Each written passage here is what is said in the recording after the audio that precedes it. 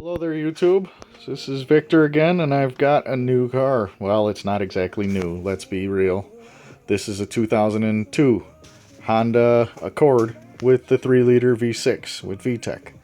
And I had a little bit of an issue with it, and I figured I'd go ahead and share. If anybody's had the weird or the rough and sporadic, not rough, but the up-down idle, where the idle like bounces from like 1500 or 1000 to 2000 RPMs, and you may or may not get a check engine light with that. I did get a check engine light with mine, and when I scanned and I ran the codes, I came out with a code that said throttle position sensor failure. And so okie dokie, that's not a big deal. This is the throttle position sensor right here. And the throttle position sensor is, well, looking at it right now as it sits in here, we've got two Allen screws and there's a little gasket behind it, and it's pretty straightforward with just this little Molex connector. That's aftermarket.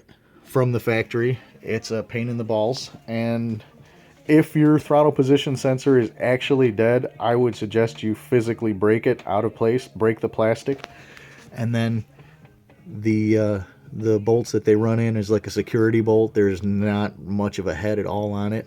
If you break the plastic out of the way, you can then grab it with like a pliers or a channel lock, vice grip, what have you, and get what's left of there out. But that's the throttle position sensor. And again, I ended up replacing this part, but I did not have to. And I just want that to be said for the record. I did not have to replace that part. I ended up, like I said, I broke it to get at it. Because I was following the code. And once I got that part replaced, I come to find out that that, of course, did not solve my problem, although that's what the computer pointed to. So when I reset it and I drove it, excuse me, I ended up, of course, getting the same check engine light back. And I got a second code with it. It said, still pointed at the throttle position sensor, but then it was also saying something to the tone of like the idle control circuit, and that's all it said. But the idle control circuit is, if you can see him, the one with that white plug and those brand new shiny looking bolts on it, that's the idle air control valve. And that's where your problem is 9 times out of 10, if you've got that idle that jumps up and down. And so, without taking apart my stuff that I've already put back together, we're going to go to the bench and I'll just show you on some old stuff. Okay, this is a throttle body. This is a throttle body from a Honda Civic, actually, from a 1.5. But for what we need to do and for the explanation that I'm going to give you guys here today, this will work fine. All right, so let's lay it right next to the throttle body that's in place. Okay. So looking at it, you probably figure, yes, throttle position sensor, and that empty hole on the front, yes, right here under my thumb, that's for the throttle position sensor, yes. Okay, the hole on the top here is the map sensor, just the same like you've got a map sensor here on the top. Okay, and then on the underside is idle air control. And I'm not going to fight and try and stick my camera under there, but I will come back to the bench and make sense of the idle air control for you. Okay, there's 3 portions to this idle air control assembly. This portion here is actually just a well for coolant, for lack of a better explanation. There is engine coolant that runs through this little port in here, and it just flows through here and it heats this up. And frankly, I'm not sure what the hell it does or why, because it gets the rest of the information out of the computer anyway, but it flows hot coolant through here. And so when you put it back together after you clean it, you definitely want to make sure that you're sealed properly. And I'll explain in a minute here what this goopy shit is, and that's my seal properly. That's a high-tech gasket sealant. Okay, but what is idle air control? What does it do? The idle air control is, when you look at your throttle plate, when you're not touching the gas pedal, this throttle plate sits closed. And then you push the gas pedal and it springs open. And of course, I don't have enough strength in my hand to spring it open. I'm fighting that spring.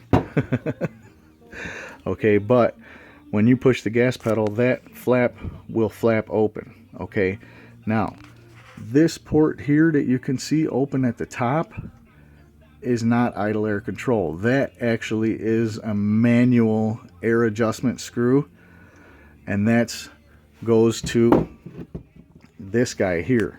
And 9 times out of 10 there'll be a plastic cap covering this. Please, unless you really know what the hell you're doing, don't touch that. That will screw shit up. Don't touch that one. Okay, that's not idle air. Idle air is this bottom opening here at this throttle body. And what it does is it's going to allow air to bypass this throttle plate, because the throttle plate is only going to let so much air beyond it.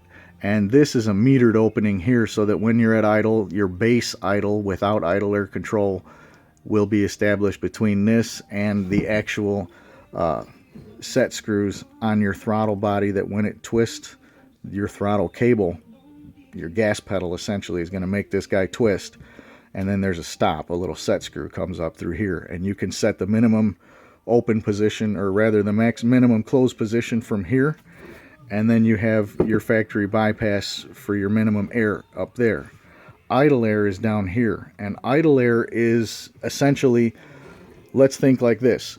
When you turn on your air conditioner, what happens? You put an extra load on the motor and your RPMs change. You put an extra load on the motor, you say work harder motor. And what does it do? Well, your idle air control valve, which let's say in this instance, this is an automatic idle air control valve. And so here you see, this is the well where you run fluid through it so that it sees the heat that the motor is at temperature. And then this is a bypass, an air bypass passage, that what it's going to do is when you turn, for example, again, the air conditioner on, this guy's going to open up more, and it's going to let air in through here, and it's going to come through this passage and into the motor. It's going to bypass the throttle plate, and that'll go into your motor to give it more air so that it can have more RPMs, so that it doesn't sputter out, for example, when you turn your fan on, or your headlights, or your compressor for your air conditioner, or what have you. Okay, and then what happens and why does this thing act up is that this guy actually sticks. Inside here there's a little servo motor on this end that runs through here, and it turns this guy. Now of course Honda doesn't want you to be able to play with this or clean it or anything else, and so they use a security bolt, which is a Torx, which absolutely never friggin' works. And what I 99.5% of the time end up having to do is take the flat wheel or a little grinder, and I cut to where I can get in there with a flat screwdriver and break it loose that way. And I had to do it to both of them, because I couldn't just get it to where, you know, it would go all hunky-dory and happy. No, of course I had to grind it and get it to where it would make a spot for a flat screwdriver to get in there. Once you get that, then you can actually separate this, and it's a magnetic little head on here, and so that guy spins around, and that turns this, and turning this will, let's see if I can't get this thing under the light, turning this will mix. There, you see how it just got dark in there? It mixes the air adjustment, and it'll compensate for you turning on that headlights or high beams, or the air conditioning compressor coming on, or whatever else needs to happen. Okay, and so what'll happen is that this piece in here, this little pivot that you can see barely in there, now you can kind of see it from this angle, that guy gets stuck. This one is sticking. In all my experience with this style, this is for the automatic. The automatic uses a 3-wire idle air control. This thing should damn near flop around inside there, because this guy's in charge of the position. This one is stuck. It ended up, you know, I freed it up quite a bit. I actually, you know, for just to try, I ended up putting my drill on this thing and spinning the hell out of it, put oil inside, and it wouldn't free up enough to where it would modulate the throttle correctly. Okay, this is, again, this is off a Honda Civic as well, but this is for a manual transmission, and this one only has 2 wires, and this one is a lot more of a straightforward type of idle air control. I've had better luck freeing this style up. What I do when this guy gets stuck is I put little tabs on those 2 pins, and I'll put that bad boy in and put him straight to the battery, and you'll hear that plunger make click, and this little guy will slam open and close, and I'll spray it all out with brake clean while I'm doing that. Open it, close it, open it, close it, blow it all out with air, and then again open up this compartment and clean out that well where you run your coolant through it so that it sees the heat of the motor as well. Okay, that's how that one goes. And this is another one. It's a different measurement. You can see the offset of the bolts. The actual opening is the same for both of these idle airs. These are both for manual, but the offset is different, and I believe that's a matter of the year.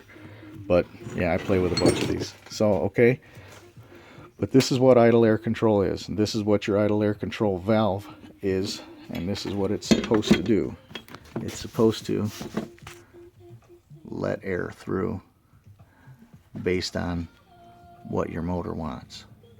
And that little valve inside there, now you can see it, is gonna open and close and throttle and find the right spot to where it's mixing, and it wants to keep your idle constant.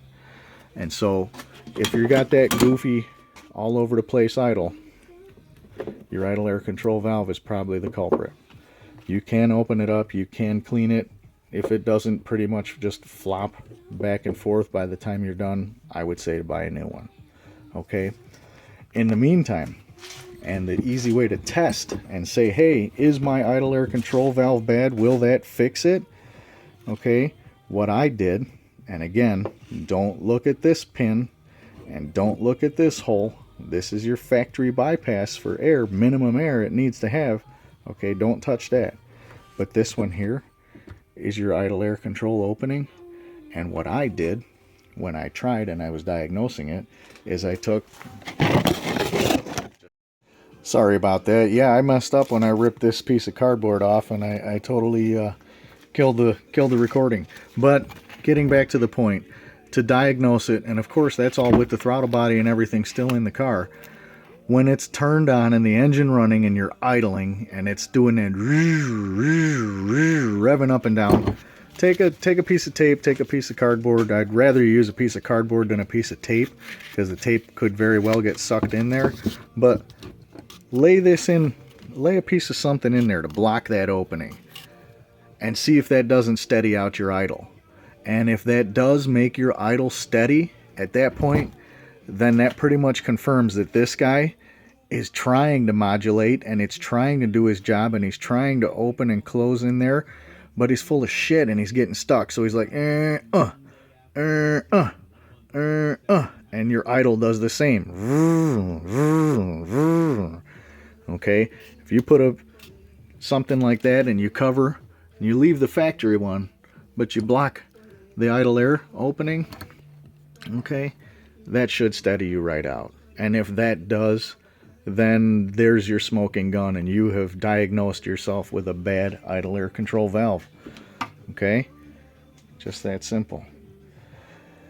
Now, please don't drive around like this, because as soon as you touch the gas pedal, that throttle body, that throttle plate is going to open up, and it's going to suck whatever you're using to prove that you've got a bad idle air control into the motor, and then you're going to have much, much bigger problems. But if you're idling, you're sitting in the garage, and you're just parked, and you've taken this plastic part off from your filter box and this little neck, and you take this guy off, and there's one more little hose on the back side of him, and just a Phillips screwdriver. But if you take this rubber off, that idle air opening is right in there, right in behind there. And at that point, if it's jumping idle up and down, and you put a piece of cardboard or something like this and it steadies out your idle, get yourself an idle air control valve, and that'll fix your problem. Or if you're feeling lucky, you can try and clean it. I tried cleaning this one, and like I said, if it's an automatic, chances are it's not going to work. But you're more than welcome to try. You know, I assume no liability, etc., lawyer speak, and so it's not my fault if you fuck it up. But that's the direction you need to look in if that's what's going on. Thanks for watching.